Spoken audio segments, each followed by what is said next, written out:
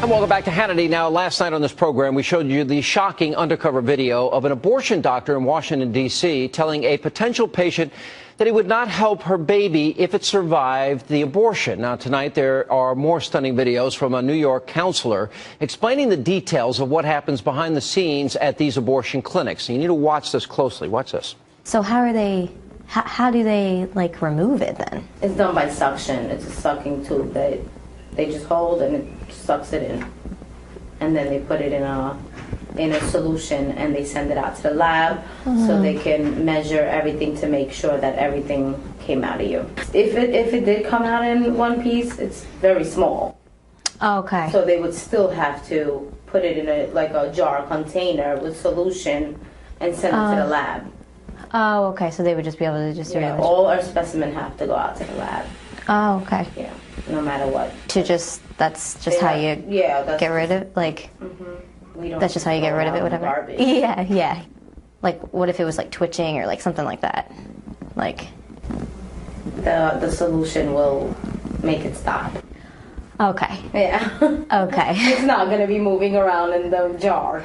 Okay, the solution would make it, like... Yeah, that's the whole purpose of the solution. Okay. So, like, if it looked like it was, like breathing or something like that? It'll automatically stop. It won't be able to. It won't be okay. And here with reaction from the group who shot the undercover video, Live Action President Lila Rose and Fox News contributor Tamara Holder. Lila, let's start at how this got set up, because, I mean, what she's basically saying there is if the baby's alive, don't worry, we'll put it in a solution and kill the baby, which is murder by any definition, is it not? Because this is a late-term abortion. You're exactly right, Sean. I mean, what's being described here in this Bronx late-term abortion clinic, Dr. Emily's in New York City, is basically infanticide. But, you know, she's describing how, you know, our investigator, who's actually 23 and a half weeks pregnant, is inquiring, you know, what happens if, you know, the baby comes out alive? Because in these late-term abortion procedures, many people don't know this, but they're inducing labor over a period of 2 to 3 days.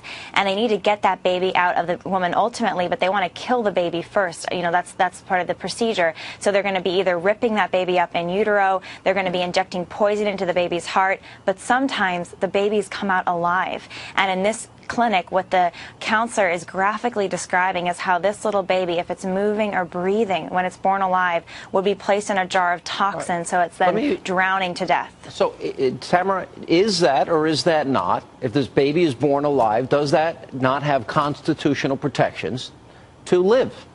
Look, I didn't create this law. It just so happens that Lila went in at 23 and a half weeks to talk to this person, or technically she was 23 and a half weeks pregnant, when the law says at 24 weeks, at that point, then it's not a legal abortion. Okay, I'm not asking you that. What this doctor is describing, though, is that infanticide. No, it's not. It is not infanticide. No, if the because baby's legally born, you it put is it not. in. Wait a minute. What they said is the whole purpose of the solution, if the baby is breathing, is to stop it from breathing. She said it wouldn't be. No, she said it wouldn't be breathing. And between the two of them, they were talking about it. They were not talking about a baby. And Lila is going to be against anything let me read you the that has to do with abortion. Period. So even if it were a one-week-old child. If it looked like it was breathing, the counselor says it will automatically stop. If it looked like it was breathing. Well, it's meaning if it's breathing. You're talking to somebody who's done undercover mall-type investigations that have been proven false in the past, and you're going to believe somebody who has edited videos and posted them?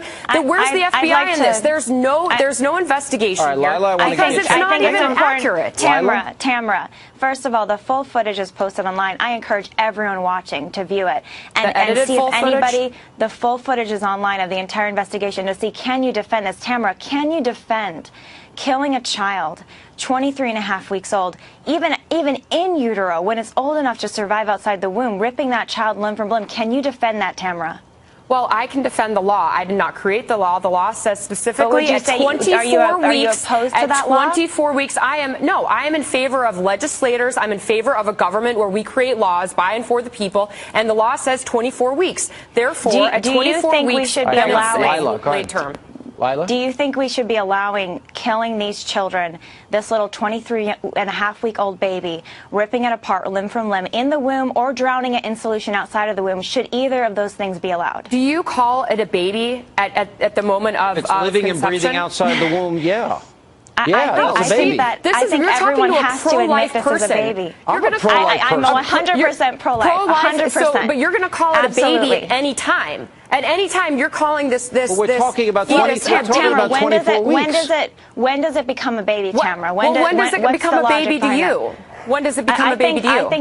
I think it's a child. Science teaches us that at the moment of conception, when is it for you, Tamara? Is it 9 months? The single cell embryo has complete DNA. It's an individual human being, completely unique. We got to take a break. Hang on. When we come back, we have. What if it like pops out like at home? Like if it comes out, yeah, then it comes out. Then flush it. Just like flush it. Yeah, but you still have to come in. Okay. We have to make sure that everything came out. But we never had a situation like that. Because if it's like, what if it's like on the floor? Like, you know what I'm saying? Yeah. Like, what would we do with it? We're not going to be taking care of it. That's what I'm saying. Like, you guys would come and like. If anything, we'll tell you to put it in a bag or something or somewhere and bring it to us.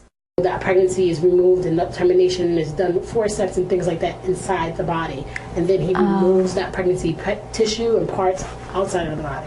Oh, so how does he like terminate? Like, it's with the forceps and with the instruments inside the body.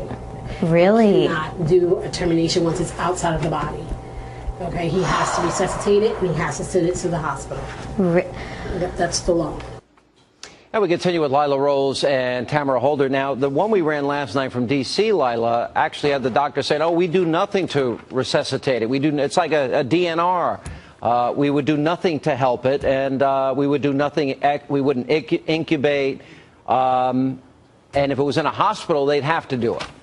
Exactly. I mean, Sean, in the D.C. video, the abortionist Santangelo is saying that legally, he says, I would be required to help it, but I would not help it. He says, typically I cut the umbilical cord so it basically strangles to death in utero, but if it comes out alive, well, then I would just leave it. I wouldn't help it. I would not resuscitate. And then he compares that little baby struggling for its life to a person dying, a terminally ill person dying of cancer, saying that child, shouldn't be, protected because it's meant to die anyway, so it should be left to die. And it's the same, Tamara, with the Gosnell abortion house of horrors, where they're describing these children are born, they're breathing, they're on their own, and they're being slaughtered.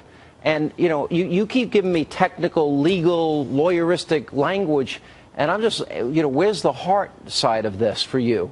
That when you hear that a baby is born and breathing on its own, that we as a society are so cold and callous and heartless that we don't do anything to help that child? No, that's not what I said. I think that Dr. Gosnell, found guilty, is a disgusting, disgusting criminal person. However, you're turning into a liberal because if there's one shooting, the liberals freak out and they want all guns banned. Now, this is the same situation. You have Gosnell, one bad guy, who now all of a sudden abortion should be banned. Gosnell, Washington, D.C., New York, all these tapes you guys right are here. Hypocrites. You're hypocrites. You get mad about one person, and then you have these undercover organizations What's wrong with that don't 60 even... Minutes has done this for years. Right. Well, then maybe Lila should get a job with 60 Minutes. No, I like what she did here. Because her investigations are shoddy and they're fake. Hang on, Lila, last word. Tamara, there are states all over the country where it's legal to abort even up to 9 months, and in D.C. it's up to 9 months. In New York, it's up to 24 weeks. Well, then go to law school and fight the law we can do going better than this, undercover. Tamara.